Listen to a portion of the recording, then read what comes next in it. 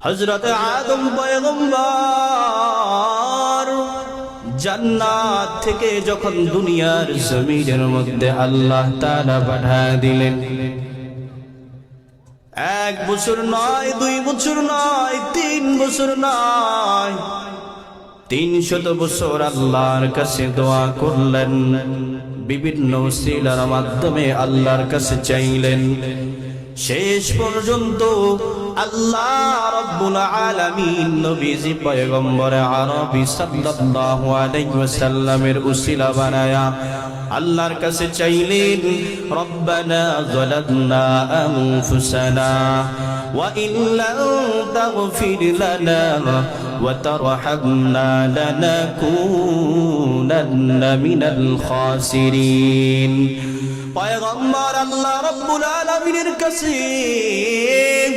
গভীর রাত আল্লাহ রাব্বুল আলামিন যখন দুনিয়ার জমিনের মধ্যে পাঠিয়ে দিলেন, আল্লাহ রাব্বুল আলামিনের কাছে বিভিন্ন মাধ্যমে কান্না জড়িত কণ্ঠে দোয়া চাইলেন।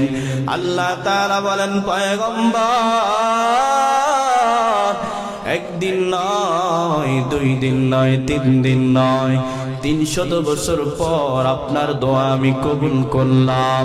দোয়া কবুল করার 1 নাম্বার মাধ্যম আমার পয়গম্বর আরবি সাল্লাল্লাহু আলাইহি ওয়াসাল্লামের উসিলা যখন তালাশ করেছেন, তার উসিলায় আমি আল্লাহ রাব্বুল আলামিন আপনার দোয়া কবুল করে নিলাম। বলেন আল্লাহু আকবার।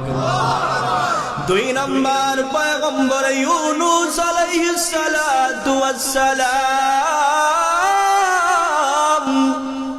মাছের পেটে গিয়া আল্লাহর কাছে দোয়া করলেন, ও আল্লাহ।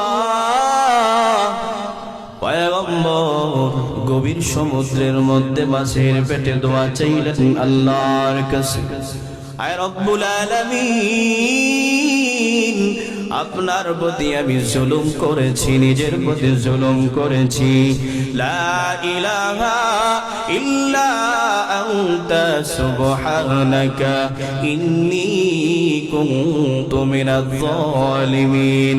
পয়গম্বর ইউনূস আলাইহিস সালাতু ওয়াস সালাম আল্লাহর কাছে দোয়া করলেন, আল্লাহ এই মাছের পেট গভীর সমুদ্রের মধ্য থেকে আপনি ছাড়া আমাকে রক্ষা করার কেউ নাই। যখন তিনি বললেন, লা ইলাহা ইল্লা আনতা সুবহানাকা ইন্নী কুনতু মিনাজ জালিমিন, আয় আল্লাহ আপনার বড়ত্ব বর্ণনা করতেছি,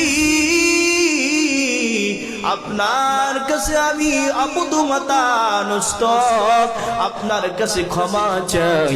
আয় আল্লাহ আপনার উপর আমি জুলুম করে ফেলেছি, নিজের উপর জুলুম করে ফেলেছি।